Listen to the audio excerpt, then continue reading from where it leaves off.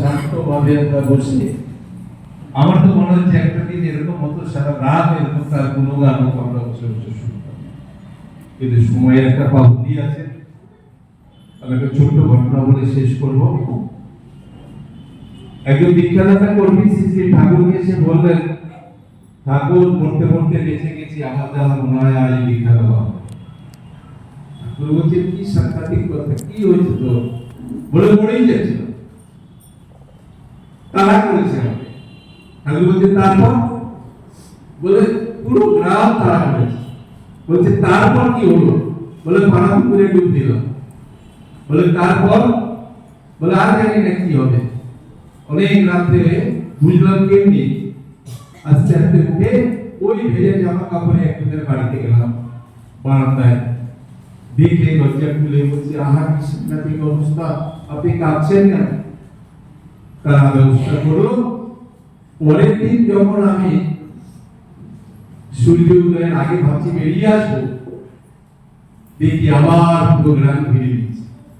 আর এইবার তো পড়েছি, কিন্তু চোখ মুখ দেখে মনে হচ্ছে মারবেন না, যাই হোক এটা শান্ত লাগছে। তারপর চ্যাকুলা করে ধরে নিয়ে 10টা দীক্ষা, তখন একটা দুটো দীক্ষা মানে বিশাল ব্যাপার ছিল, 10টা দীক্ষা হয়েছে।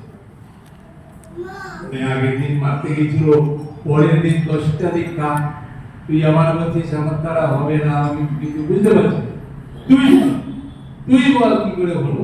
বলে আমার মাথায় ঢুকছে না, আমি চোখ বন্ধ করে দেখতে পাচ্ছি তারা করছে।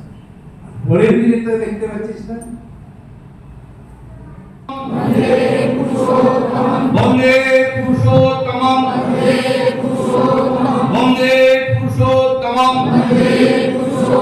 পরম প্রেমময় শ্রী ঠাকুর অনুকূল চন্দ্র জি, পরম প্রেমময় শ্রী ঠাকুর অনুকূল চন্দ্র জি, পরম প্রেমময় শ্রী ঠাকুর অনুকূল চন্দ্র জি, পরমারাধ্যা জগৎ জননী শ্রী বর্মা কি, পরমারাধ্যা জগৎ জননী শ্রী বর্মা কি, পরমারাধ্যা জগৎ জননী শ্রী বর্মা কি, পরম পূজ্যপাদ শ্রী বর্দা কি, পরম পূজ্যপাদ শ্রী বর্দা কি, পরম পূজ্যপাদ শ্রী বর্দা কি, পরম পূজ্যপাদ শ্রী আচার্য দেব কি, পরম পূজ্যপাদ শ্রী আচার্য দেব কি, পরম পূজ্যপাদ শ্রী আচার্য দেব কি, সৎ সঙ্গ কি, সৎ সঙ্গ কি, সৎ সঙ্গ কি।